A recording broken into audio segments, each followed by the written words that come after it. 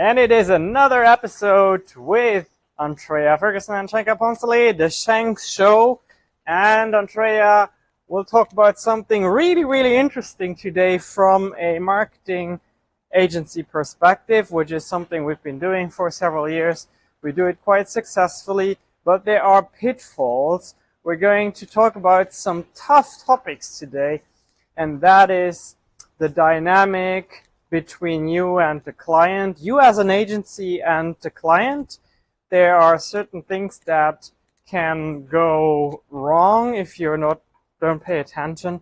And what we do at Shanks is we have, depending on the level of the tier that they have chosen, we have weekly or monthly meetings with the client where we're supposed to look at milestones and then also look at key performance indicators, and then let the client give us input as to what we need for the next steps.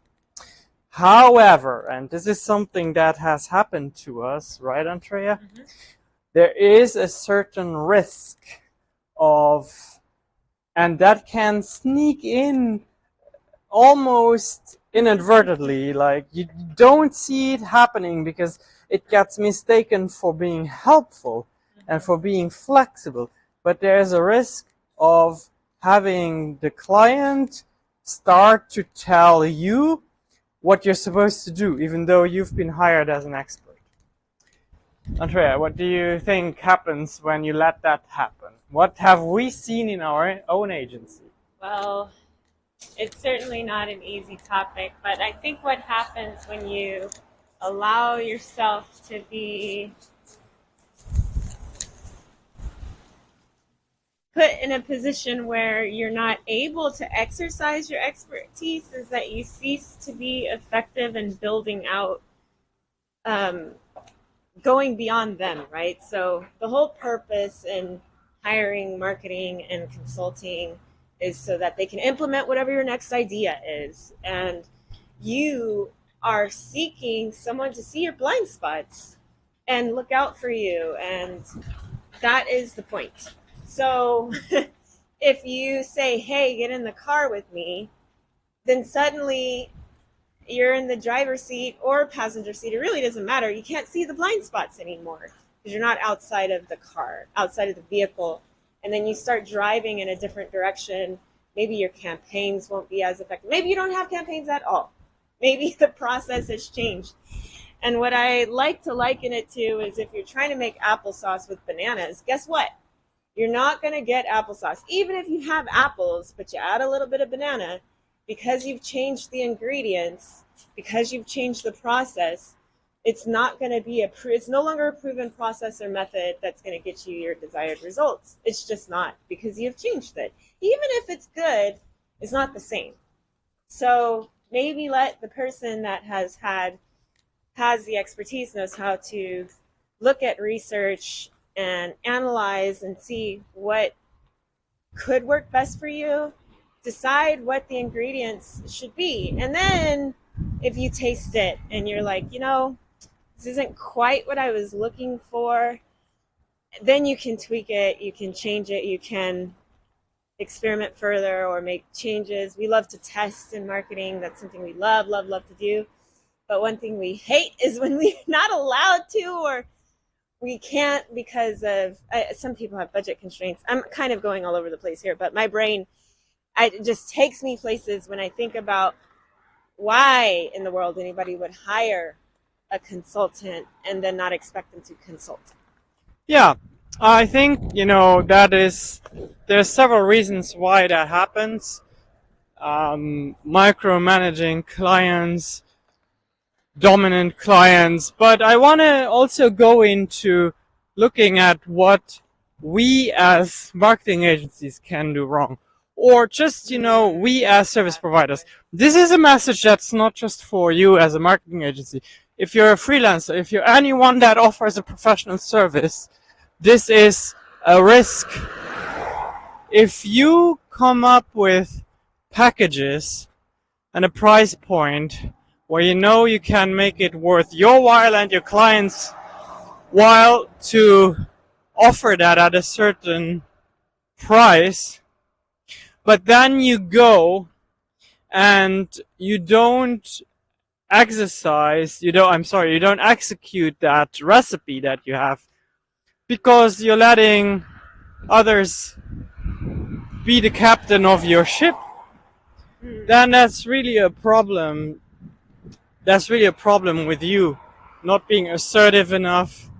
And don't feel bad if that has happened to you, because it is so easy to, as I said earlier, confuse customer service with becoming someone's de facto employee without being an employee. Yeah. And this is, by the way, Andrea, you mentioned this doesn't mean that being an employee is a bad thing, but in terms of when you hired as a consultant or an agency, then you're not supposed to be an employee. Exactly. And there is a difference also between helpful collaboration and which, by the way, let me just say, there is a process, there are stages to collaboration.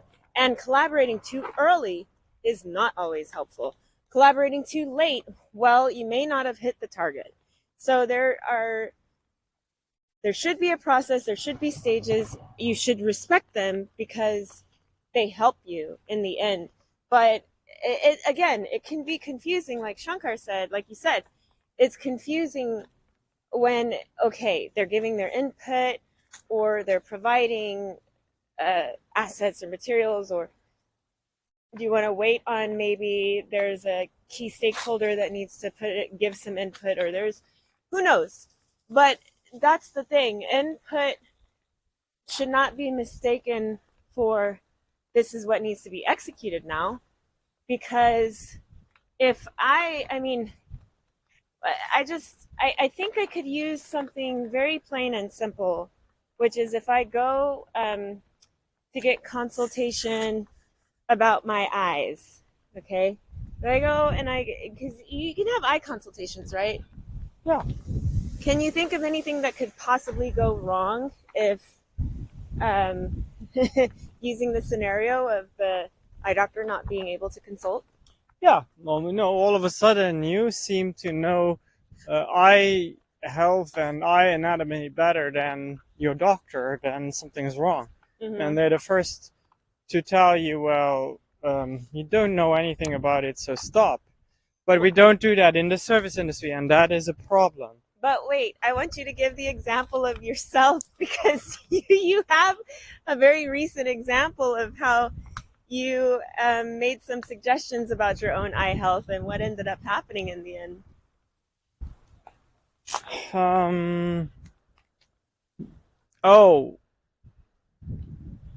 I think you're referring to when I had the inflammation in my eye. Mm-hmm. And that also has to do with pride, but also with me thinking that inflammation goes away quickly with diet, which it does, but not quick enough.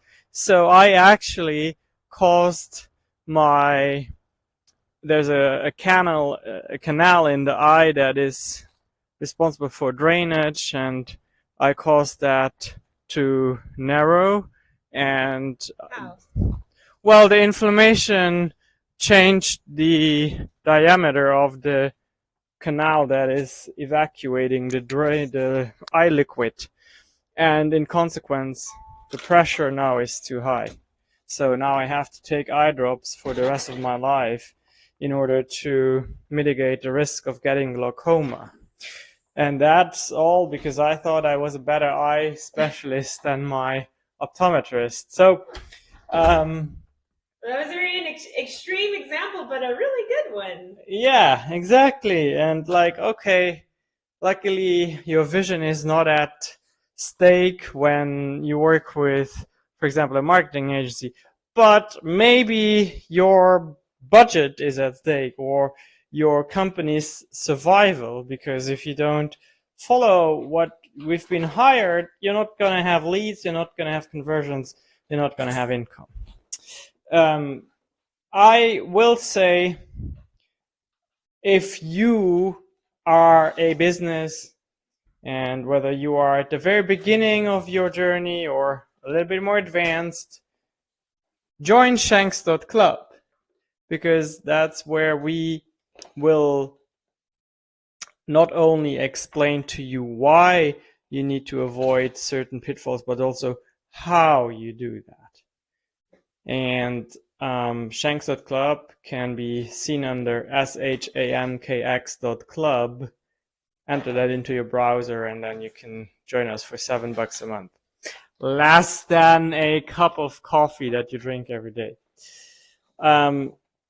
Again, this is not about making anyone feel bad for the decisions they have made. I was the first person that told my prospects, we become an extension of your team. We become part of your team. But it's now that I have a bad awakening and I realize that that's never supposed to be the case. Really, as weird as that sounds, because if you become an extension of the team, you place yourself in a situation where you are equal to an employee, and by definition, you're being told what to do. And it's very easy to get lost in that game. But here's the problem. You're still being held accountable to what you were originally hired for, even though you spent 90% of your time doing things that they tell you how it's done, how they think it's done. And it can be a very painful cycle to go through, and especially if you let that happen for years and years, change is always very difficult, and you might not have the courage to do it. You might even not be financially in a position to even risk that income. So you basically are forced to keep your quote unquote job that you never wanted to have. It's the difference again between being inside of the car and being outside of the car. Yeah, that's really a great analogy. Yeah. Your client takes you into the car, and you're not even in the front, you're in the back seat, and you have absolutely no control over how fast, which direction. They lock the doors, you can't even get out anymore.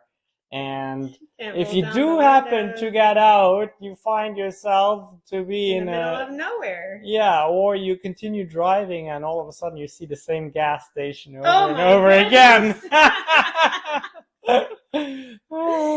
For those of you who have seen the Midnight Club, you will understand the reference. Goodness, it can truly be not what you expected.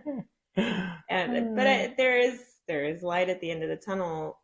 Simply explaining why you have to stay outside of the car, simply explaining that you're there to make sure that blind spots are seen. Yeah. Simply explaining from the beginning the way you operate and why you operate is really important. And this is what you were talking about, Shankar, how it comes down to that responsibility of the business owner or the freelancer, the solopreneur, whoever you are, really getting down your process straight and being amazing at not veering away from that.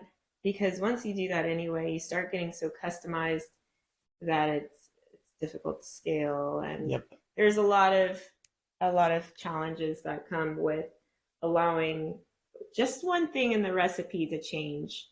And then you just can't always predict the results. And by the way, it's not only the ingredients, it's how long something might stay in the oven. It's choosing a different, a substitute ingredient that changes the consistency and the texture. There's all kinds of variables that play in, like making a perfect pie, but just leaving it in for too little time. Yep. And then there's one final thought. You will have those clients that will give you all the freedom in the world that you want, but then it's of course on you to actually do what's right for them. Oh yeah. Don't take advantage of those that give you the freedom by not doing shit for them, because on the other hand, you have clients that take up all your time. So then it's very easy to take it from those that just, behave, and that's not right. All right, that's it for today. Join shanks.club. We're actually working on a meeting that goes into how you can set up your first business plan. this is something you need when you're looking for initial investment, maybe a loan from the bank, from a friend, or you're just trying to figure out how much do I need in my first year as a investment, as savings to get started. If this is at all interesting to you, it's time to join Shanks.club, because for only $7 a month, you get access to this live Zoom call that we are planning. If you will not be part of Shanks Club, it will be $99 to come and join us at that Zoom call. So I'd rather pay the seven. The seven, not the five. All right. Thank you so much. See you tomorrow. Have a wonderful day. Appreciate y'all. Bye-bye. Bye-bye.